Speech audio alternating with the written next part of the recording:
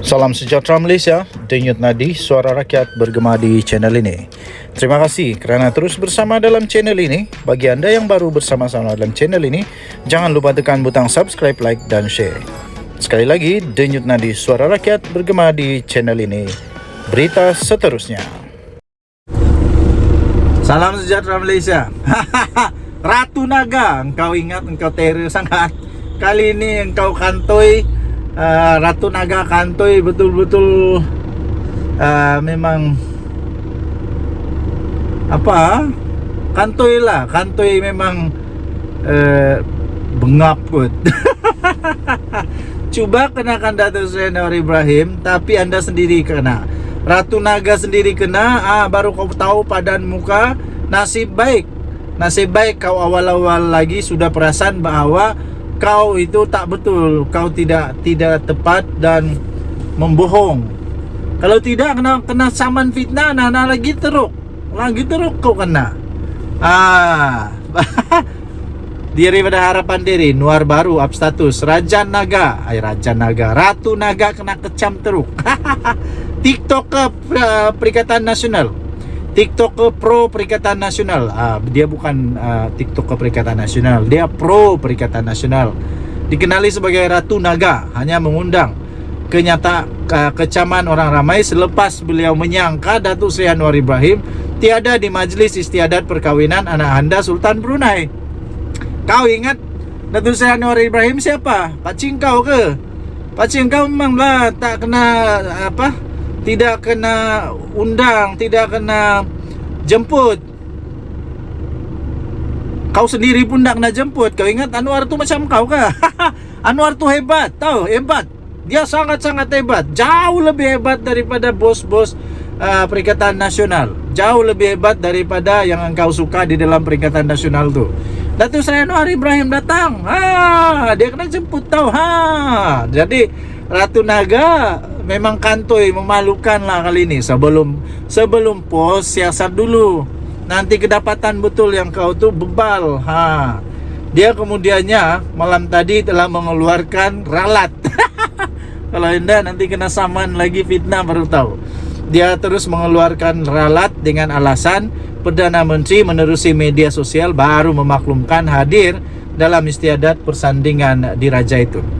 Dia kata Nuar baru up status dia hadapi sekali. Nak marah saya pun tak boleh sebab depa blok saya dalinya di platform X. Baru kau tahu. Rata-rata warganet menggeleng kepala dan mengutuk habis Ratu Naga. Memandangkan tanpa Anwar memberitahu hadir pun, media dan laporan mengenai perkara itu sudah pun tersebar. Apalah Ratu Naga ini, ingatkan bijak sangat. Rupanya tak bijak mana pun. Media sudah lapor. Lepas itu laporan-laporan tentang dia pergi sana pun sudah ada. Kalaulah Ratu Naga ini betul-betul hebat dengan maklumat kononnya cepat dan banyaklah risikan-risikan politik apa-apalah, itu Fazli selalu cakap lah. Kalaulah dia memang orang yang hebat begitu, pasti dia sudah tahu.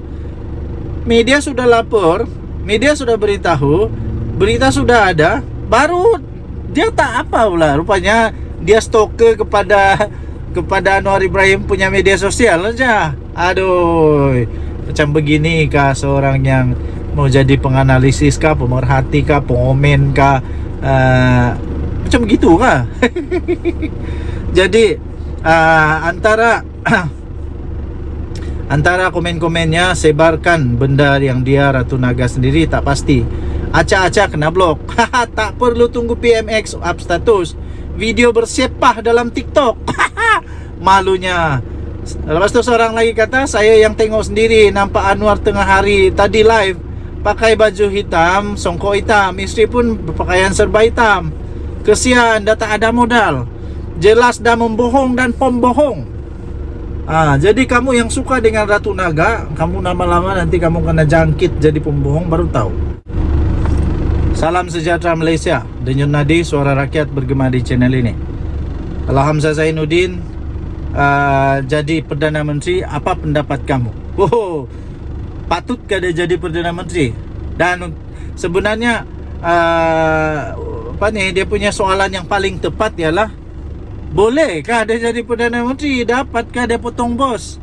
Dapatkah dia potong seleko? Dapatkah dia potong kona? Dapatkah dia tiba-tiba potong giliran? Dapatkah dia lompat kepala bos?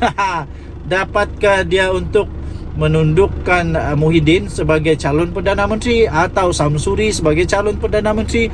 Hamzah Zainuddin tidak pernah disebut sebagai calon Perdana Menteri untuk masa terdekat ini. Dia belum lagi kena sebut-sebut dalam beberapa waktu ini. Nama dia tidak pernah timbul pun sebagai calon Perdana Menteri. Tapi tiba-tiba dia timbul semula.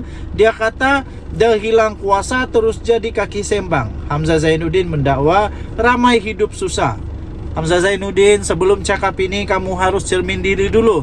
Waktu kamu jadi kerajaan dulu, berapa ramai rakyat hidup susah? Berapa ramai rakyat hidup susah?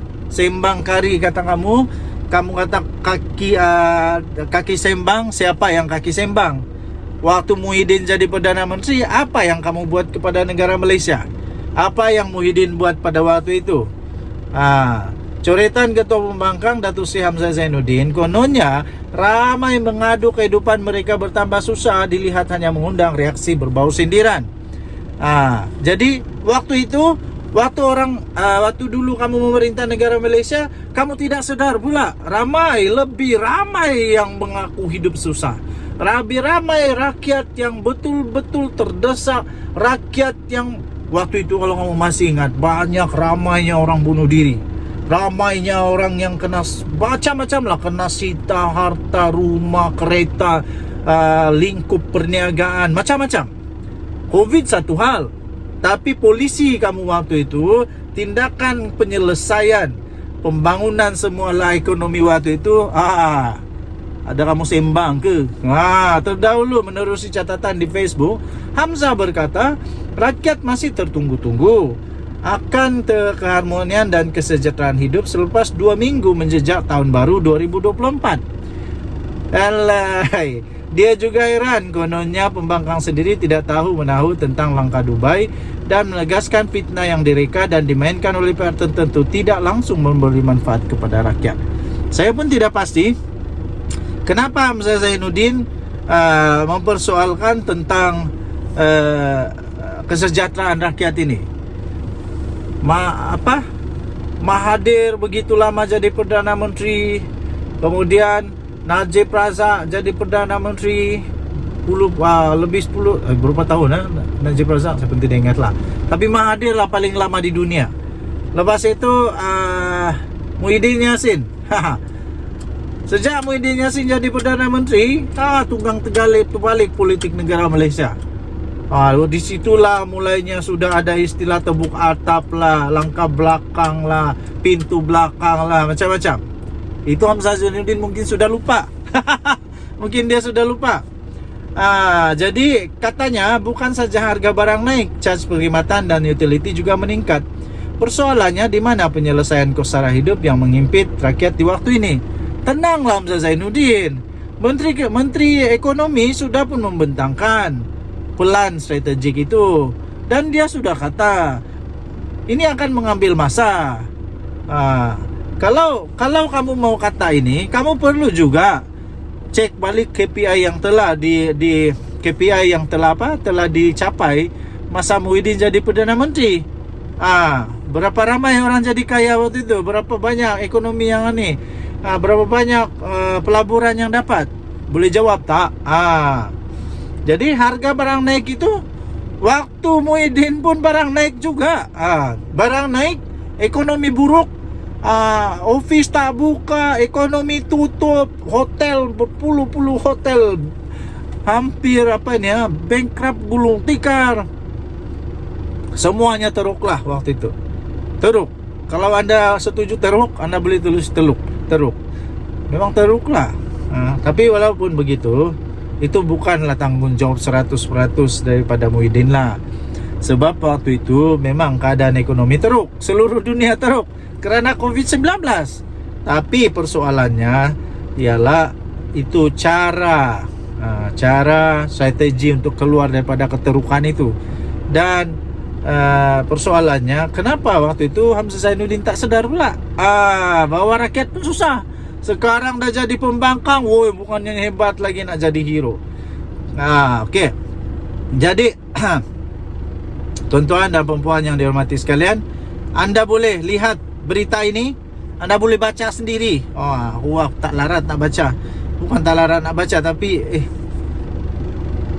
macam tiada guna dibaca. Sebab sebelum baca, sebelum saya kongsi kepada anda, saya baca dulu dan saya sendiri tergelak.